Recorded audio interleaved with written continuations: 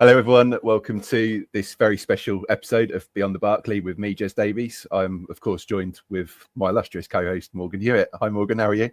I'm very well, thank you. I'm going to say that every single episode now until the end of the season. So until the end it's of all time. Good. At the end of time, yeah. We are absolutely thrilled and delighted to be joined by former Norwich City player Gary Holt. You're going to have to tell me why I put the emphasis on former, Gary.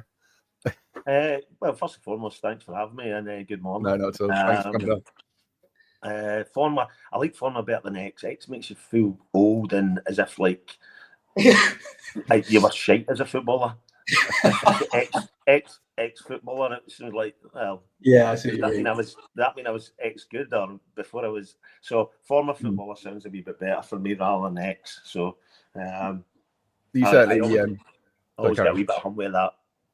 No, of course, and I mean you certainly weren't there shite for Norwich City. I think from memory, that promotion season under Worthington, and you were involved in the playoff final at Cardiff, weren't you? I was indeed. Yeah, and I think those times for me were superb, and that was my first personal experience of promotion to the Premier League, and a lot of our listeners will probably feel the same way on that. And I think first and foremost, thank you for the memories. And it was absolutely superb watching yourself and Damien Francis in the centre of the park, sort of rock our way to the Championship title, Division 1 title as it was back then. Perhaps if we just start with some of those memories. They were the best of times. They really were. We were an exceptional group, an exceptional team who policed itself, to be honest. But we were missing, and I always say it, and I talk, whoever asked me about the Championship season, we regularly had 9 or 10 very, very good footballers on the pitch, but we had no X factor. We didn't have that X factor. And we needed that, and Nigel and the club went and got Dan Huckerby. Yeah. And I openly say he won us the league. He won us the league. Now, don't get me wrong, we didn't always win by Darren playing exceptionally well, but he always had one or two players. He always had 2 players marking. So even if he didn't think he was contributing, there was a few games, not many, there was a few games where he thought he'd never done his job, or he never offered enough, but we won the game because 2 players marked him. Somebody to be free. And that's what I always used to say. So we were fortunate. Don't get me wrong, we had Crouchy as well for a spell. Yeah. And it would have been nice to keep the big man for the rest of the season, but we knew having Darren with the extra ingredients that we had on the pitch as a group, as a team, we were almost untouchable. At times, that's how it felt. It felt like we rock up 20 minutes in a game, game's done, see you later, thanks very much, move on to the next one. But it was enjoyment, it was fun, it was pulling in each other's direction of where we wanted to get to. But without that X factor, we wouldn't have had that history, I don't believe. I think we had such a solid team unit as well. We had obviously Rob Green in goal that went on to play for England, and the back four, Malky Mackay, Craig Fleming. Ed Worthy was experienced, and Jury was all probably one of our best left backs. Yourself and Damo in the midfield, and as you say, the forwards Mackenzie and Svensson that came in January because, as you mentioned, Crouchy left. We had a real solid unit there, didn't we? And I think it just, I don't think we ever looked back from January onwards, did we? No, the thing is, as well, is I played every minute of every game, and we had a few of that in the team. So right through the spine, everyone, that we were fortunate. Injuries do play a part, but that also winning games, no one was taking me out of that team. No. You know what I mean? That drive to, if I had a broken leg, you would strap up and play. That's just the way it was. But you're right, we had as I said, you've named the players there. They were all exceptional footballers. Right? All exceptional. And then with Matty coming in and Leon as well. As I keep going back to, Hucks won us the league. Simple as that. And I make no bones. We were all very good footballers. You've named them: Edworthy, Mackay, Fleming, Drury. Played every week nearly. Yeah. Rob Green in goal, played every game. Exceptional. Went on to have a great career, fantastic career, as most of the boys done. But we needed that special ingredient. And that was the thing, and that's what sets it apart. That's what gets you. It's a good team ethic, a very good team ethic, but you need an X factor. You need a maverick. You need somebody who's different. Look at Wes. What Wes done. Yeah, I was about to say. I think like you can draw comparisons with comparisons with that Lambert team, and if you fast forward a few 10 years with the Farkas, that 18-19 Farkas season, where I remember that summer I went to see Norwich play Kings Lynn at the Walks, and I just thought, I'm going to be honest, I don't know any of these German players that have come into. There was a lot of German players coming in, right? I know we had Zimbo and Tribal from 17-18, but I just didn't think we were going to do anything. I thought we'd flounder. And I guess what I'm going to ask is to both of you, do our teams, when Norwich tend to have like a solid sort of just a solid team with a bit of flourish, do they tend to do better than when we go out and spend money on, I don't know, Ricky Van Wolfswinkel as the first thing that pops into my head? I always believe that any team has to have a team of solid citizens, as I call them. Yeah. Like Jed said there, you look at that back four and Rob Green, they're solid citizens. There was no airs of graces. It wasn't they trying to be something they weren't. Yeah. They were 7, 8 out of 10 every single week. Regularly, they turned a 9 out of 10, but they were 7 or 8. So they never dipped below that. So you need them solid citizens. You need the spine of the team, and then you have your flair round about it. But you need that special ingredient. And if you have too many special ingredients, you go the other way. Yeah. And you have to split in the camp as well, because the special ingredients are getting away with things that other boys that we, like me, who's a very good footballer, but not an exceptional, talented individual, starts to get the hump because the special boys getting away with stuff. So if you have too many of them in the team, why am I knocking my pan in if these 3 or 4 aren't? And that's why I always say solid citizens are important in the makeup of a team. You're 7, 8 out of 10 every week. No airs of graces. Leaders, because you could name all 4 of them, 5 of them could have been captains. Yeah. And all 5 of them would have been a different captain. And all led differently. Every single 100%. One of them would have been a different captain. And none of us would bat an eyelid. Malky was captain, Flem was captain. Adam became captain of the club. Eddie could have been a captain easily. Rob Green could have been captain. But every single one of them have a different style to them and their makeup that we as players would have followed. I think at one point, I think Ewan Roberts took the captaincy, didn't he? I think maybe before Jury was involved, potentially. I might have made that up, but I'm sure, again, that kind of further labels the point of the amount of captain material that we had in the team at the time. I mean, looking at Nigel Worthington, Gary, how was he as a leader and a manager of that football club?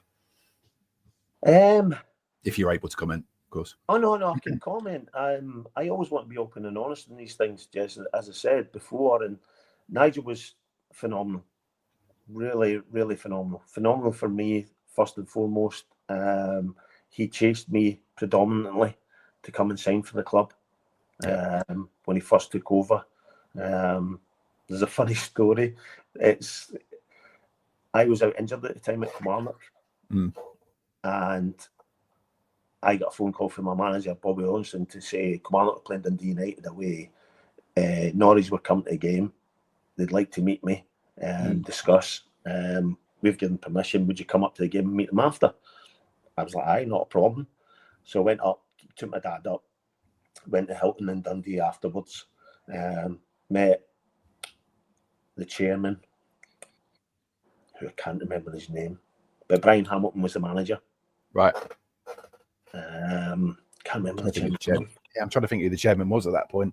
It wasn't Roger Mumby, was it? No, Roger was after him. Roger was. I can't remember. Does the name Cooper ring a bell? Cooper. I'd have to Google it, right? I'm old. I get away with these things. So I met with them on Tuesday night. Had a good chat with Brian Hamilton, the chairman. They outlined their plans, what they thought, where they saw me fitting in. Would love to get me down to have a look around the club. Could I fly down tomorrow on the Wednesday? And I was like, oh, this is all kind of brilliant. Sounds great. But I'm injured at the time, and I'm not prepared to do anything while I'm injured. I'm not willing to go to a club while I'm injured. I'm not, because you want to set a good example. You want fans to like you straight off the bat. But can you fly down? So me and my wife flew down the very next day. She doesn't like flying, and we flew in a little puddle jumper all the way down, which was interesting. Gets down, picked up at the airport, taken up to Colney, as it was then, which isn't as exclusive as it is now. Shown about, met Nigel. The boys are off because obviously it's a Wednesday. Shown about the training ground. We're staying at Dunstan Hall. Doug Livermore was assistant. Doug took us into town, took us to some estate agencies to have a look about, just to show us kind of thing, and then said, look, I said, me and my wife are going for something to eat. Said, we're going out for dinner at 7 o'clock tonight, we'll pick you up. Not a problem. So I had a look about, thought, no, this is beautiful, Norwich is lovely. I used to holiday in Great Yarmouth. My wife used to holiday in Great Yarmouth when we were kids. So that kind of appealed to us as well. We kind of knew the area without knowing it. 5:10, had something to eat, bit of shopping, in the taxi. With taxis going by, and the taxi driver didn't know who we were. It's on the radio. Breaking news. This is on Norfolk Radio. Press conference at Carrow Road at 5:15. So the taxi driver's like that, so I can make me. Oh, this is about the new signing. This Scottish boy, the Scottish boy that they're signing, they're going to announce it. And I'm like, so me and my wife in the back of the taxi, like, I said, no, it's not, pal. I said, because I'm the Scottish boy and I'm in your taxi. Yeah. So he gets straight in the radio to his pal and he's like, it's not that, because I've got that boy in my taxi back in the car. It's not about him. So we're having a laugh. Next minute comes over, Brian Hamilton resigns. Oh no. Right? Yeah. And I was like, the taxi driver turned around and went, aye, some fucking signing you would be. And I was like, oh no. So we go back to the Dunstan. So me and my wife thought, what's happening here? Like nothing had been said to us. Yeah. So I get back to Dunstan. My manager phones me, Bobby.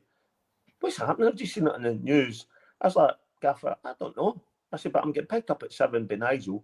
We're going out for some tea. And Nigel picked us up. I said, right, what's happening? I said, look, we knew this was happening. I'm taking over. And it's me that wants to sign you. I've put it in place. I want to sign you. I want you in the club. I want to do that. I said, look, Nigel, I'm injured. He said, doesn't matter. I want you in. We'll get you fit. Stuff like that. I said, not sure. So we flew back the next day, and I was like, it didn't sit right with me. It didn't sit right with me. The whole coming down, Brian getting sacked that day or left that day, without them actually saying to me. Yeah. I wouldn't have told anyone. Social media wasn't a big deal. There was no social media back then, so it was not I was going to shout my mouth off. But do you know Nigel Worthington phoned me every single day to the day I signed? Phoned me every single day to see how it was, to see how my knee was, because I'd bone bruising my knee at the time for my challenge, and I was out, and it got to the point where I'd leave my phone on the table and it'd ring and I'm like, I was like, you answer it, no, you, to my wife, you answer. I was like, Nigel again. I was like, but see that attention to detail, that pushing the boat out to make me feel welcome to come down, that he wanted me. That spoke volumes of the man. No, definitely. And as a coach and as a manager, he was really good. He could be high strung at times with many a crossword at times, but not many. Many times he blew up in the dressing room. One which was particularly The night we actually, I think it was the night we won the league. At half time, we went absolutely bananas. And cups get thrown, and all over the fact we took a short corner.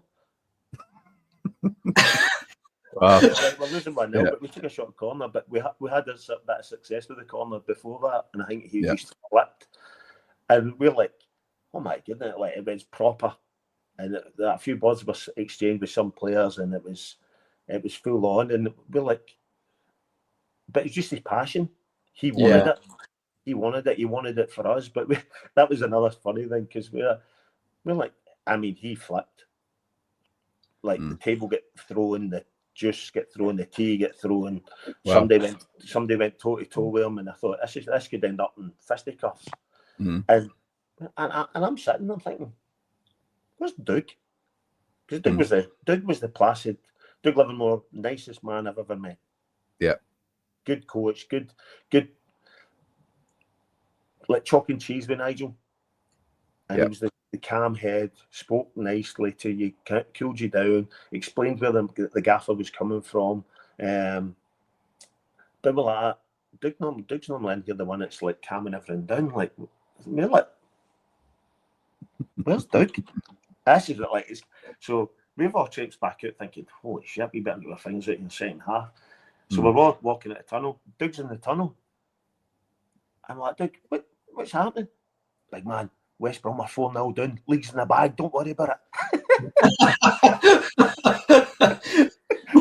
So he did. I'm in the backside, and away we went. I was like, it was probably the worst second half of football we've ever played, because we knew we'd won the league. And it was surreal, because like we're like, Doug's our comfort blanket in the direction and who calms Nigel down. And he's went, let Nigel go tonto, and we're like, and Doug's in the tunnel, patting everything in the backside. 4-0 down, legs in the bag. Don't worry about it. But to come back to Nigel was he was brilliant for me. He was brilliant, and he took the time and the effort to invest in me and my family. To sign for Norwich. Did it end the way I wanted? Probably not. But that's a different story. But as a coach, as a manager, it's how he made you feel. And being invested in the players, I can't thank him enough. No, that's brilliant. I mean, is there any sort of standout memories that other than obviously what you've already discussed? One of the standout ones, right? And this is when I realised that he'd maybe changed us slightly, because he could flip. He could proper flip, like I said. But it was one of the games we were Preston away was always a nightmare for us. It was always a horrible place for us. We couldn't. We very rarely get a decent result there. Couldn't get a result, but we went there. I think it was a Tuesday night or something. Preston were decent. Preston were a good side, right? We just couldn't get to grips, and they always started really quick. We were 4-0 down, I think, the first 20 minutes. One of the games. I think it was maybe the year we got the playoffs. I can't remember. But 4-0 down, and I'm thinking, oh my God, he is going to go bananas. And he came in, and he was like, one bad half doesn't make you bad players. Yeah. Really doesn't make you bad players. Forget it. It's done. And I think for that day, everybody went, what's happened to him? Somebody put some Valium in his drink or something. And amazing. It was just that. It was like, these are brilliant players. Don't worry about it. It happens. That doesn't sort us. And we went out, we drew 0-0 the second half. And for then, I think we just flourished as a team, and we grew. And I think he grew as well as a person. And as a coach manager, that he doesn't always. It was needed at times. Don't get me wrong, we knew we could take it. But that game at Preston away, when I thought coming out half time, I think we're 4-0 down, and we hadn't like, be prepared, tin hat on, flat jacket. This is don't catch eye contact, just keep your head down. And he just talking about another away game towards the end of that season, then the promotion season, where you took on Crewe Alexandra, which was the final game of the season. It was the last game of the season, and I always remember that game. I think Fleming and Roberts both scored, but they decided to do a celebration. I don't know if you remember that, which I think was a certain Ipswich Town player, Chef Kikuchi's trademark. Can you confirm or deny that they decided to do that? No, know nothing about it. What I will say is, I have never seen a referee give you an opportunity to retake a penalty that was should never have been given as a retake. I don't know who moved. I don't know who encroached. And Big Rob will probably tell you it was the worst penalty he hit, but he got it again and he buried it. Amazing. It was the celebrations.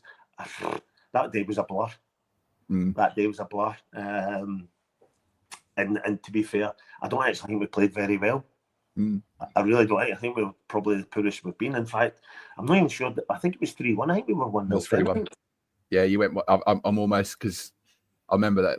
I remember that season vividly, and I just remember. Yeah, Crewe took the lead, but then because I think it was televised.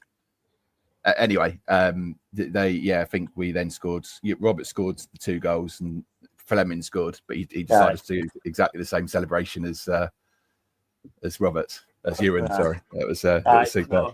No, nothing to do. I wasn't big in celebration, as you can tell with the many goals I scored. Yeah, I mean that might be quite a good question for time for Morgan to ask question 2 then. Yeah, so I mean, for those viewers at home, you're famously known. I'm just reading the questions off here as 3 lungs for your relentless energy in midfield.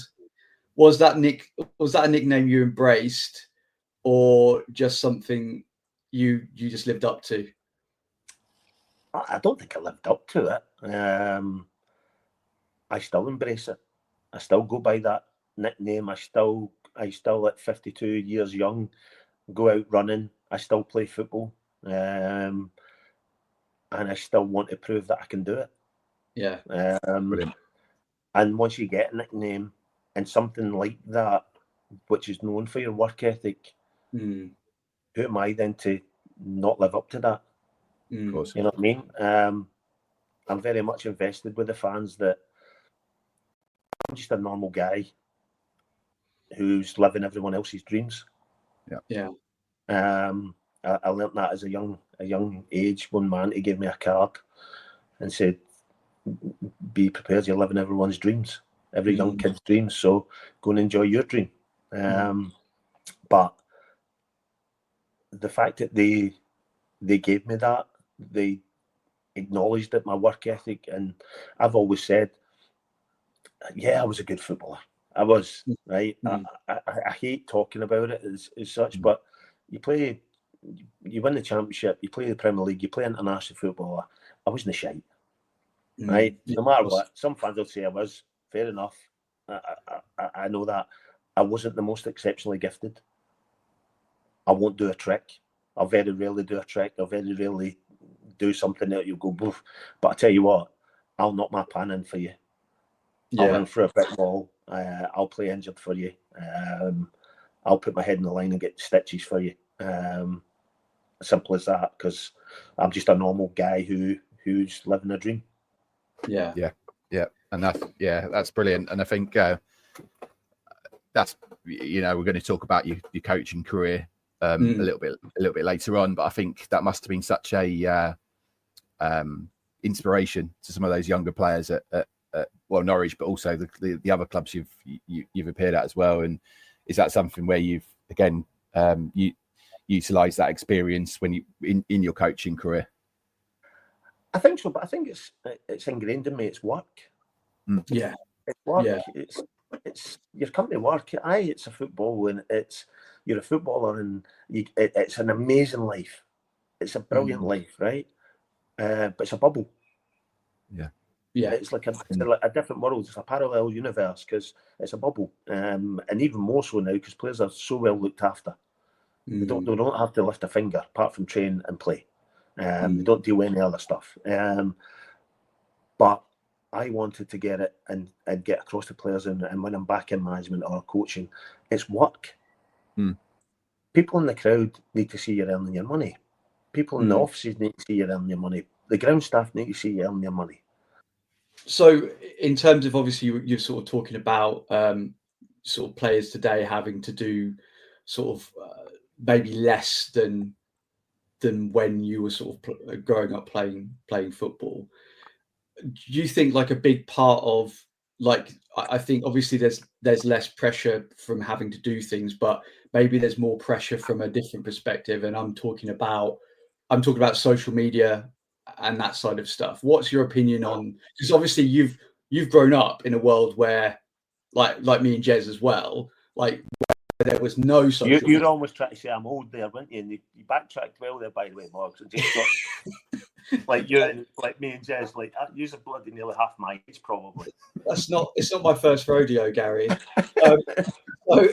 So would you say that has replaced that sort of that pressure, the sort of social media and technology impact? I'm glad it wasn't about when I was a player. Yeah. I'm bloody rubbish at it these days. I don't like the fact that people can abuse you so easily. If you've got a problem with me and you think I'm rubbish, come and tell me. I'm not a shy retiring fellow that will take offence to everyone having a go. There'll be some Norwich fans who didn't like me, Morgs. I'll be honest. There'll be fans at every club who don't like you. You can't win them all over. There'll be some who don't rate me. In fact, I was out with a coffee with my dad about 4 months ago, and I met an old guy who knew me from when I was young, and he said, delighted how well you done, big man, but I still didn't rate you back in the day. And I was like, I was 11. But you can't change some people's minds. So I'm delighted that there's no social media when I was playing. Has it too much an influence? Yes. Has the incentives in football been taken away? Yes, because the money's ridiculous. And I don't blame the players. If somebody says to me, I'll give you 30 grand a week, Gary, to come and play for me, no, I'm going to go and play for 10. You know what I mean? But contracts were incentivised when we played. You had appearance fees, you had win bonuses, you had promotion bonuses, and they made up your contract. So I'll tell you now, no one put the managers any doubts. The manager said that the physio, Gary's carrying it up. No, I'm not. I'll play. I'm going to play. I want to appear. I'm not giving my jersey. I love the fact of how many games I played. And all this, you can't play 3 games in a week, or nonsense. I want to play football. We mollycoddle them too much. We protect them too much. You're a long time retired, as I get told. So why would you not want to play games? Yeah. It's the bread and butter, isn't it? I think. And I think moving on, if that's all right, Morgan. I don't know if you've got anything else you want to cover there. In terms of your coaching career with Norwich, then, so you obviously came back and coached with us. Perhaps just talk to us a little bit about that journey and how that evolved. And well, I wanted to play till I was 40. That was my aim. I got retired before that. Paul Lambert retired me. All right. Simple as that. He took over, and then he offered me a role in the academy, assistant academy manager, and help him with the first team. But I couldn't play then because there was too much going on, and I was 37 at the time. And it was, what do I do? Do I take this role, or do I continue playing? And then a role like that doesn't come up again. I had no inkling to be a coach or a manager when I was playing. I liked it, but if you said to me, who would you think would be a manager, or who would, like, you hear these days, what player in the squad would be a manager? I don't think many of them would have picked me, to be honest. But once I got in and got involved with it, I thought, oh, I like this, I enjoy this. I love having an impact, and using my time at the academy, which was very, very tough. Yeah. Very long hours. I think we had 8 full-time staff, which is bonkers when you look at it now. Yeah. Overseeing the 12s to 16s, taking the 15s because they were a bespoke side that we played on a Thursday night. There's no manual that says, there you go into academy football. Because see if you give footballers and said, right, come and spend a week as an apprentice of an academy coach, they'll turn around and go, I'm not doing that. I'm not doing that. What you're like, I used to go and pick the boys up at the train station on Monday and Tuesday mornings in the minibus, and then drop them off after training at night. So you work all day, then you train at night, and then you drop them off at digs, and then you take the minibus home, then you'd be out the next morning, and you come to a football environment where it's you train 2 or 3 hours a day, you get your breakfast, your lunch, you travel to a nice hotel, and my wife thought that was hard. Then you went to coaching and academy coaching, and it's like, but you're in football. Nonsense. You come and spend a week doing an academy football coach's job, and the money you get paid. If I get paid hourly, I'd be the richest man in the world. Because there's a lot of hours that you don't get paid for. But you do it because you love the game. You do it because you're invested in the players. You do it because you want to learn. So, but I do believe, and I'll always bang this drum, I'm sick of seeing former players get management and coaching positions without being time served. How do you mean? Go and work in academy football first. Go and learn your spurs. Go and earn your right. Okay. Go and make mistakes. I made hundreds of mistakes in academy football. Hundreds. Said some things that you can't say. And because I come straight from a male environment, football environment, dressing room and banter, and suddenly I'm taking 14-year-olds and saying things, and I'm like, if I said that in a first team dressing room at half time, they'd like, F off you. I'm not playing for you, but I'm expecting 14-year-old boys to go and do it. So it gives you an understanding. It takes you out your comfort zone. But I had some wonderful years learning my trade as an apprentice to these coaches who maybe hadn't played football to the highest level, maybe hadn't had the career that Gary Holt had, maybe hadn't played international football. But as coaches, they were miles ahead of me. But I'm sick of seeing guys come out of football and go straight into coaching and management, and they think they can do it. I think there is one or two that do it, and I get it. But go and learn your spurs. Go and learn your trade. You wouldn't go in for a brain surgeon and let the apprentice cut you open. Definitely not. And I think obviously you would have obviously gone through the process or the journey of gaining your coaching badges. And I mean, 100%. When did that start, and at what level are you now to, I guess, at the very top? But talk to us a little bit about that journey of gaining those coaching badges. It's the longest journey. I could spend all day on this, Jez, to be honest. I really could, because it gets my goat going as well. You spend time and hours doing it, and you fill in your book and you do the assessment, and no one follows up on it. Right. Yeah. So who's to say I'm a good coach? I can learn anything parrot fashion. I know all the sessions. You get a book on the sessions, you know what you're doing, and then somebody will assess you on a session. Well, great, I've learned it. If you fail it, guess what? I'll do it again. It's like your driving test. If you've got enough time, you'll pass it. Doesn't mean you're a good coach. Doesn't mean you're a good driver because you have 6 crashes and you can't get insured. Or you're banned for driving. But no one checks up. Not one member from the FA ever checked up on me and came to see me coach. Strange. Yeah, I mean, that's something. And if you've got the time and if you've got the money, it costs you a lot of money. Right. Yeah.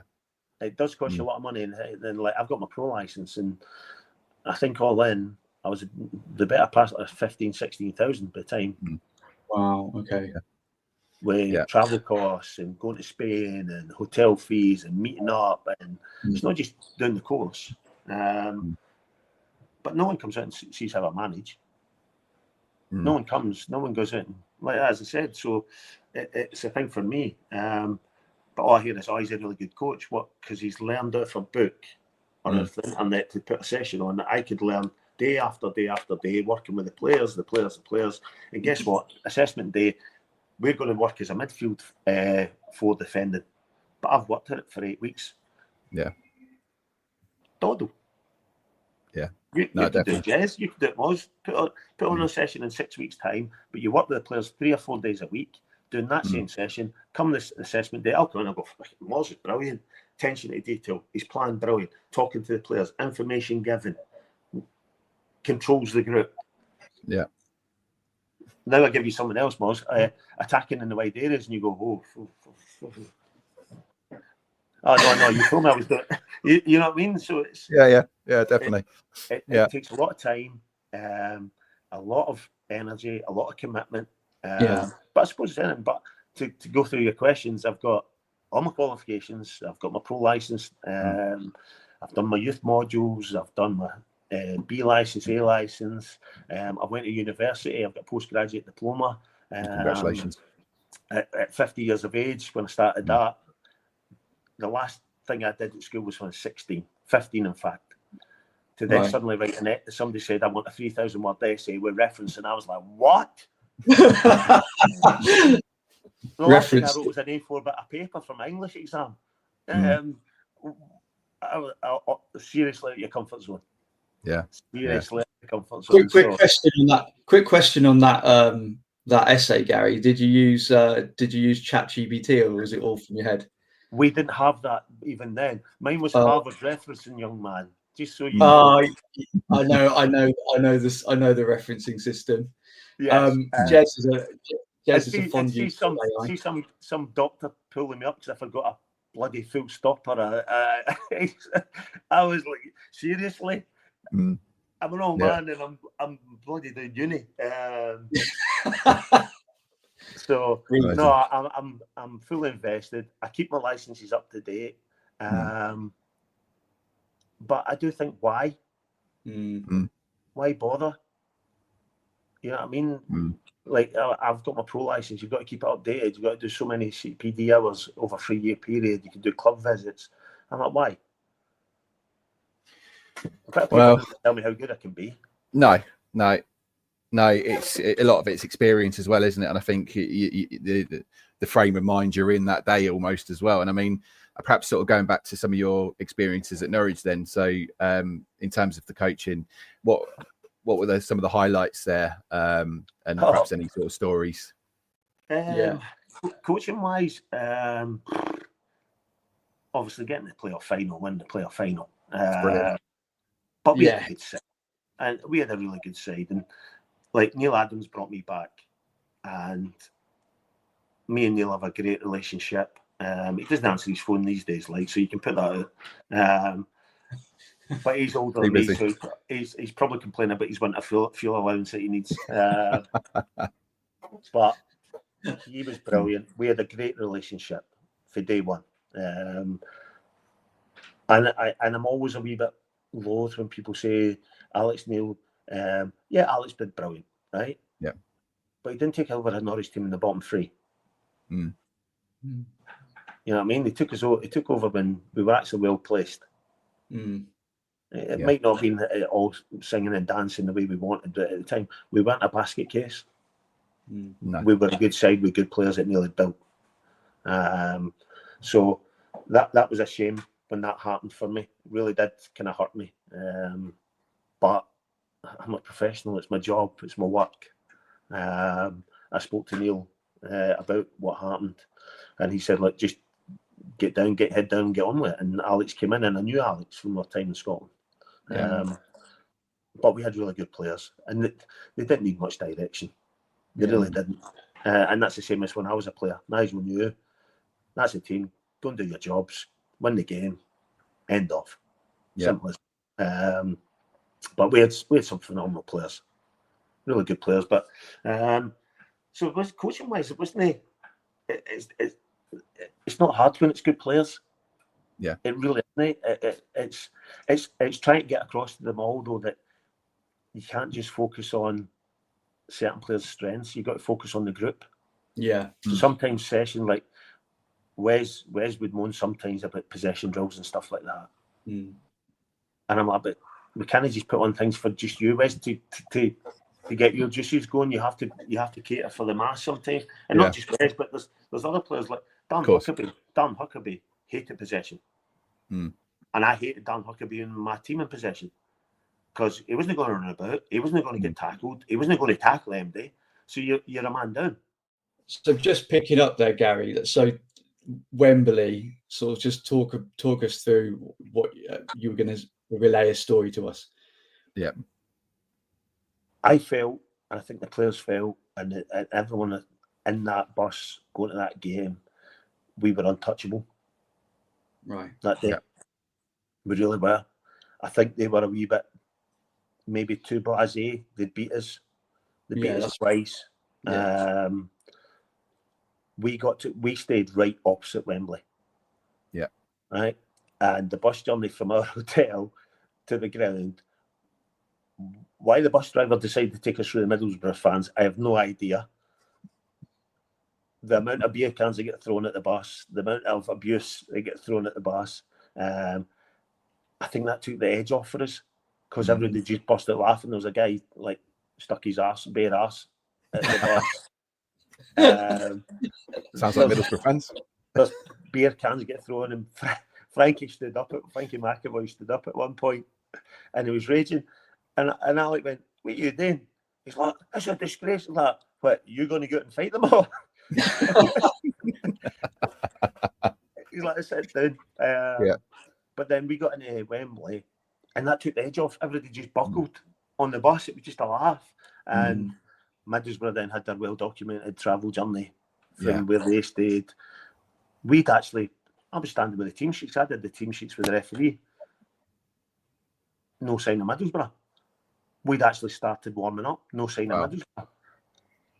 So their whole plan was out the window. And they were like startled rabbits. And it felt for kick-off. I was like, they're not beating us today. They're not beating us. And it's probably the most comfortable game all season. It really was for such an occasion. Maybe for you. No, but I think it must have came across to the fans. Yeah, it did. Yeah. I honestly don't think we got a third gear.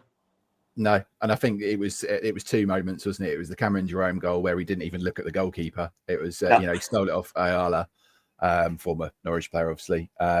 Stole it off Ayala and then sort of just didn't even look at. I can't remember who was in goal. It was it was the guy that used to play for Ipswich, wasn't it? I can't remember his name. Yeah, I can't remember his name. Anyway, because I don't need to remember his name. No, true. Anyway, so he scored that, and then it was the goal where there was about 40 passes before it eventually went in by Redmond, and I think 2-0 up. I think they had a chance right at the end, which Russell Martin might have cleared off the line, and we never looked like we were going to lose that game. No, and it felt like that. It totally felt like that. How was it? How did it feel to be like pitch side Wembley? I mean, I think some of the pictures you've seen of me celebrating isn't me. I'm not that type of person, and I got slaughtered for it a couple of times. I still do, because I'm not one that would just normally walk down, sit in the tunnel, go in the dressing room, wait for the boys to come in, that kind of thing.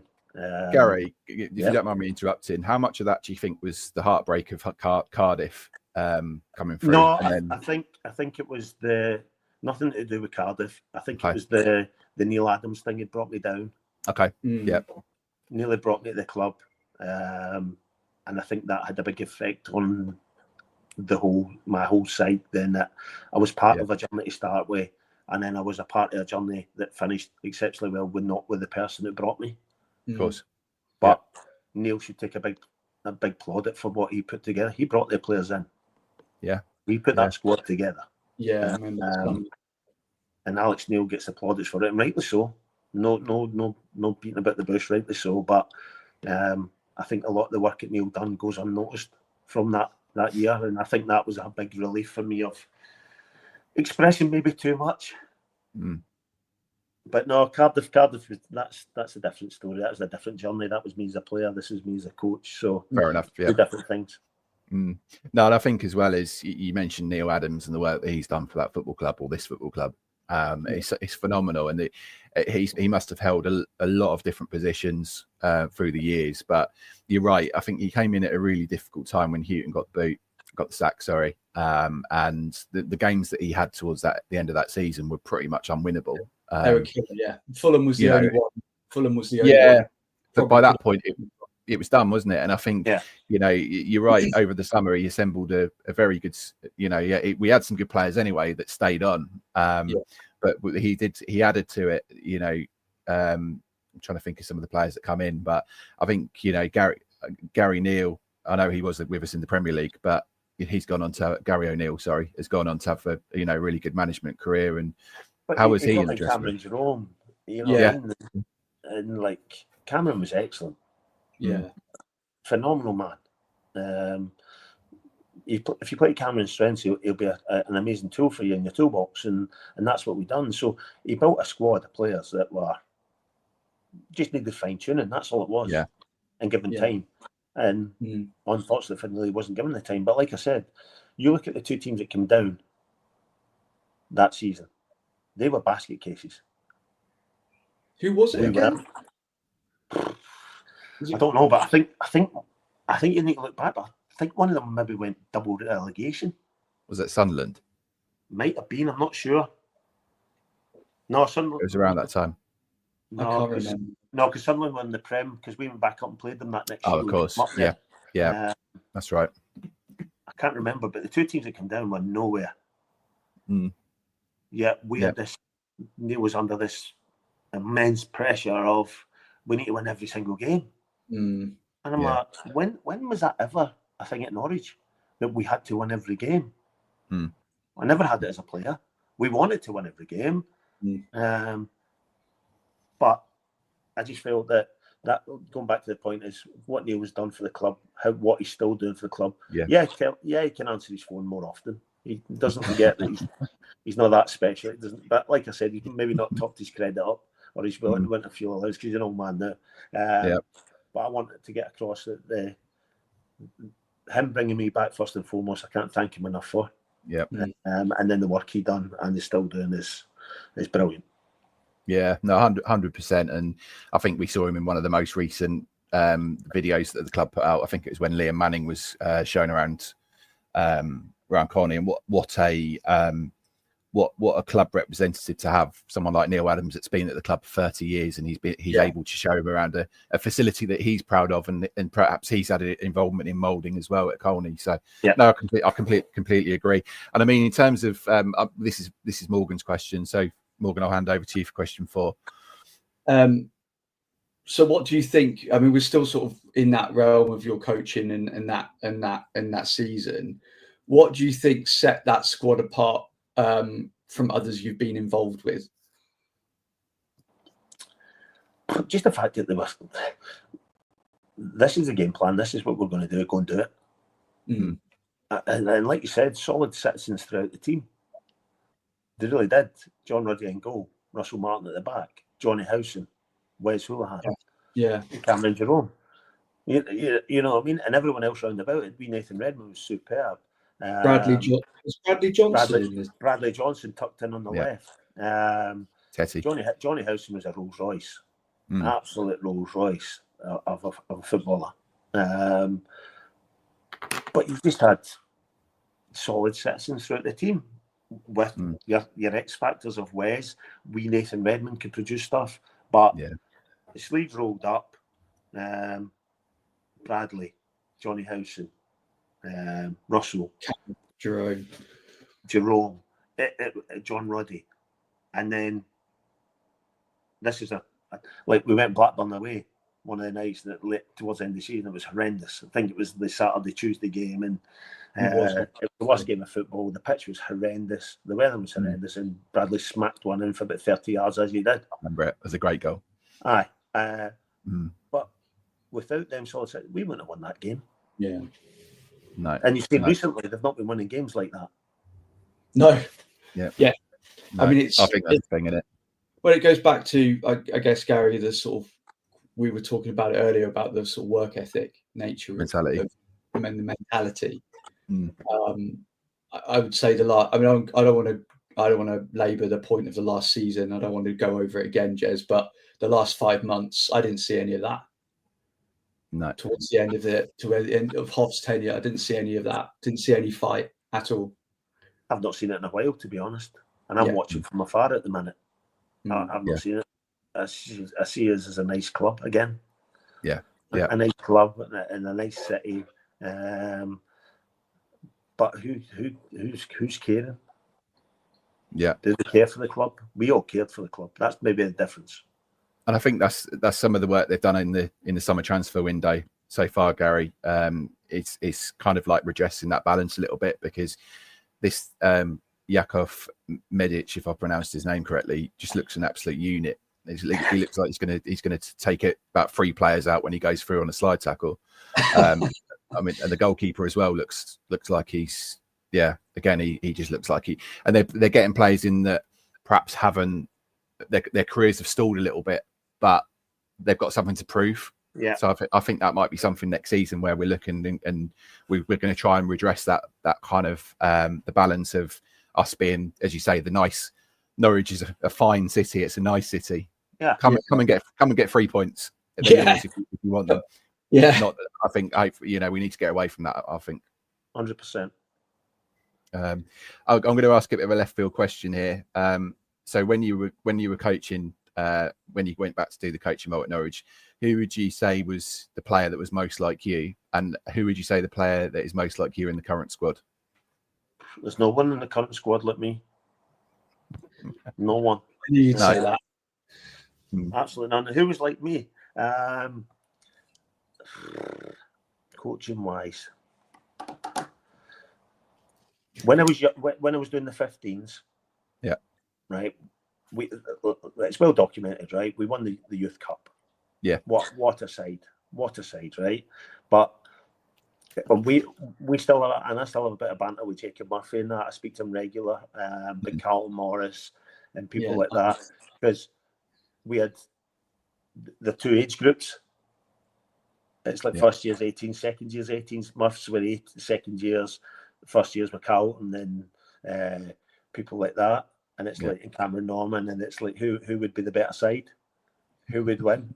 Murph always throws back that he's a Champions League player now, so he wins hands down.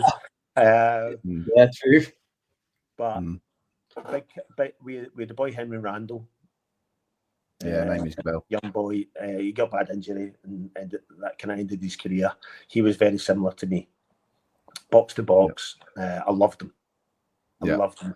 And that 15s team that year, Carlton Morris as well, was very similar to me. Work ethic.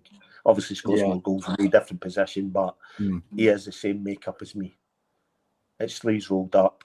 I'll put my head in where it hurts. I'll get hurt for the side. I'll knock my pan in. And I might not have the best of games, but you can't label me as not trying. Yeah. No, fair shout. But then first team wise, I'd like to say Johnny Howson, but probably more Bradley Johnson. Yeah. Because Johnny Howson is more refined than me. Although he had the same work ethic as me, same engine as me, probably. I'm probably fitter than him, to be honest, but he had a good engine. But he scored more goals, and he scored wonderful goals. But Bradley, I would say, tenacious, would get hurt, would be the first man at the front of the line if it became a dust up. But there's nobody like me. Nobody's as daft as me who would run about. Yeah. No, 100%. I think it was, as I said at the very start, I think that those times of watching Norwich City was some of the best for me. And watching yourself and Damien Francis in the middle of the park there was, I mean, I wouldn't say like you carried him fitness wise, because he was also a hard worker, wasn't he? But he'd pop up with a goal. But we complemented each other. That's the thing. And that's what it is. We had people who complemented throughout the team. Mm-hmm. Like Malky and Flem worked together. You had Adam, Paul McVeigh. Yeah. You had Eddie or Hux was on left, Paul McVeigh. You had Crouchy and Hux up top when they first started. So complement Matty and Leon and stuff like that. So I go back to it as know your role in the team. Know your role and be happy with your role. Yeah. And that's what I got told. Run about, head it, tackle, and give the ball to him. That was my job. So I could pass it, I could cross it, I created goals, but maybe not as well as a Paul McVeigh could do. Maybe not as well as Hucks could do. But Hucks ain't going to head and kick and tackle the way you can. Yeah. So, yeah, exactly that. And that was the thing. And too many boys these days, or too many players these days, boys and girls, want to do everything. Yeah. Rather than what's your role in the team? Simple as that. Do your job to the best of your ability. And once you're doing that and you're dominating your opposing number, can you help your mate out? Yeah, no, definitely. I always say. So that's what it was. Me and Damien worked really well together. He was graceful. Yeah. He was elegant. He could score goals. He made great runs. But he didn't want to defend. No. But he knew I was there. Yeah. Yeah. But as you say, I think you complemented each other brilliantly. And I was there too caring about who scored. I don't care who scores. No. I don't care. Just win is the game. Exactly that. I think we've covered question 5 quite well. So if I move on to 6, Gary, Morgan does a random question of the week, which we'll finish on. So I'm going to mentally and physically prepare yourself for that now, because that's going to be, I'm sure it's going to be brilliant. So just finally, before we move on to that, sort of having experienced the club from both the pitch and the sidelines, how did your perspective on leadership and team culture evolve over time? I think it evolves, but I always go back to the thing of being honest. Yeah. Probably my worst trait. My wife, who's actually joined us, sitting over there, will tell you I'm very much. Hello. she says I'm brutal. She said brutal, yeah. Because I just like to be honest. I'd rather tell you when something's not going right or wrong. I won't say it's rotation. I won't say we've took you out of the team today. No, you're not playing jazz because you've been shite.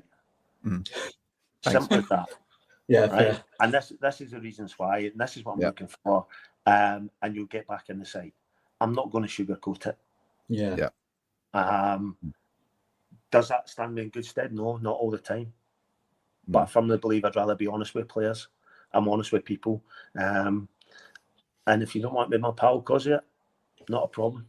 I'm very much a first impressions person. If I don't like you, my face tells straight away. And I won't entertain you. I'll be nice to you and I'll be civil because I was brought up the right way, but I'm not going to be a pal. I'm not going to go out with you. I'm not going to spend time with you. But when I see you, I'll say, hello, how are you? How's things? Great. Brilliant. See you later.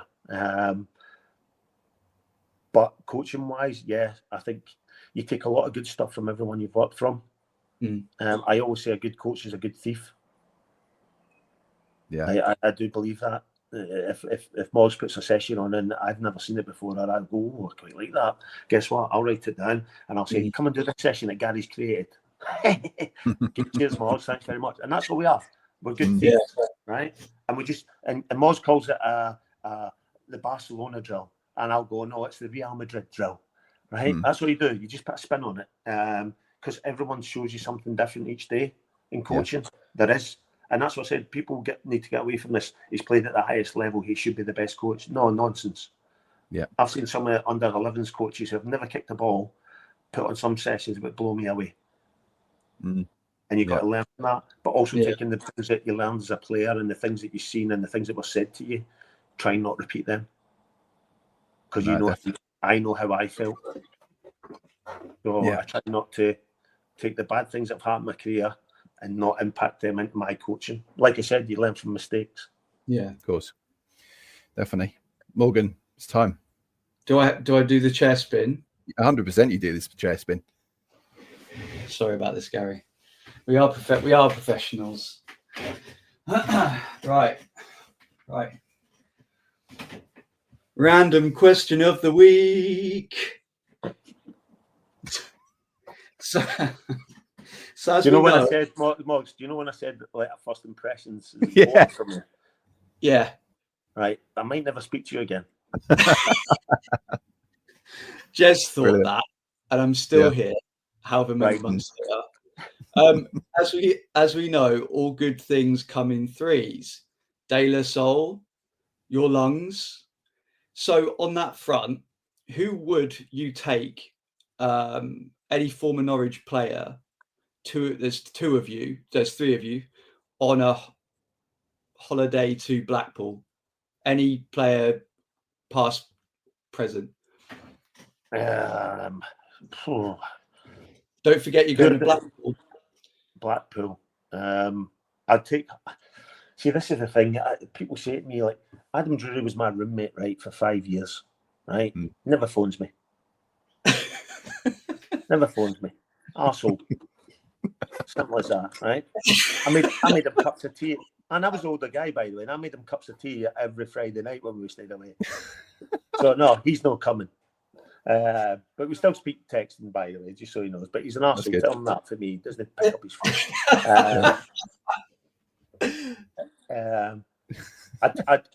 I'm going to go. I'm going to take Hux, right? Just because Hux would hate it.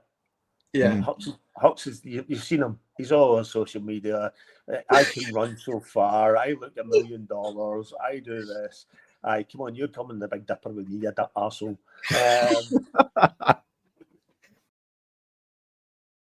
Hux. Andy's get the most money, so he can pay for everything. Who else would I take? Which one would I take? No, I'd take Russell Martin. Okay. Because I've got a really good affinity with Russell from when we played together at Wickham. I've known Russell since he was 18, right? And hark back to what I love about being a former footballer is you get to drag things up and remind them that they were shite at one stage and I made their careers. And me and Neil Adams were the head tennis kings of Colney, right? We never lost to a first team pairing in a year. Yeah, amazing. Right? Russell Martin and Robert Snodgrass challenged us every single day, and they never won one match. And the two of them would fight like cat and dog and blame each other. They could have beat two old guys, Neil with one leg because he had the bust knee, me who didn't really have a good touch, and we beat them 2v2 head tennis every single game. Brilliant. So I would take Russell just so I can remind him of when he was shite. I've made him into the player and manager he is. Just on that, what's your take on him? What's your take on him taking over at Glasgow Rangers? Inside, I hope he does fantastic. Yeah, I really do. I hope he does fantastic. Like I said, he's a close friend. I've seen his career blossom since he was 18, 19 years of age. I've then been able to coach him and be part of the coaching team and he was the captain. I've grown to know his family. I hope he does really well. But I'm a Kelly fan. I hope he does shite. But I can't say that. So yeah, I can't say that out loud to him. So no, I really hope he does well. It's a tough gig. It really is. It's a two horse race. He's got a tough job in his hands, but I think it's something he can embrace. He's always embraced the challenge. You look at his career, and Ross is similar to me. He really is similar to me. He's not the blessed, elegant, loads of tricks, loads of flicks. He's a solid citizen and made the best of his career, maximised what he had, as I did. And I hope he does really, really well. Yeah, no, 100%. I think you mentioned Kilmarnock there. I think from memory, have you got a Kilmarnock tattoo? I have indeed. And before you asked, Jez, right, I've still got it. I don't take it off at weekends when I go out and things like that. People ask me, "Do you still have it?" Yes, I've still got it. They're still my club, and that will never waver, no matter where I go. I can't take that away, and I try to get that through to people. They think it's bonkers, but that's my team. That's who I grew up supporting. That's who I played for. Do I have an affinity with Norwich? 100%, 1,000,000%. I love the club. 3 of my kids were born there. That's home to them. It's home to our family. Do I wish I was still there? Aye. But do I look back with any regrets? No, I don't. Yeah, right. That's great, and I think that's a good place to finish, isn't it, gents? And Gary, thank you so much. It's been amazing to get to know you, and I hope you still like us after an hour and 6 minutes. By the way, yes, it's been brilliant. Thank you so much, guys. Really appreciate it. No, it's great, and keep in touch, and best of luck with your future endeavours. And what's next? What are you up to for next season? I'm just going to continue doing what I'm doing. Hopefully, grow my own business. Waiting for an opportunity, because I'm not one of these people that goes and sits in the stands and watches while the manager's struggling. I don't think that's fair. It's a hard life. It's a lonely life at times. So why would they need to turn around and see me sitting in a stand thinking I'm better than you? I can do a better job than you. Once a job comes up, if a job comes up, it excites me. I'll apply. I've worked hard to get my CV to where it is, but I understand the CV in football's not worth anything really at times. So if it's not something that excites me, I've got no interest, none whatsoever. Okay. Well, best of luck, and thanks everyone else for listening. You can follow us on all of the social media channels, Facebook, Instagram and X, and you can watch the show and on YouTube and listen to all the shows on all the podcast channels. Thanks once again. I've been Jez Davies. I've been Morgan Hewitt. Gary? And I'm not saying my name. Like Prince. Brilliant. Just a sign. Thank you, Thanks, everyone. Bye-bye. Cheers, guys. Thanks.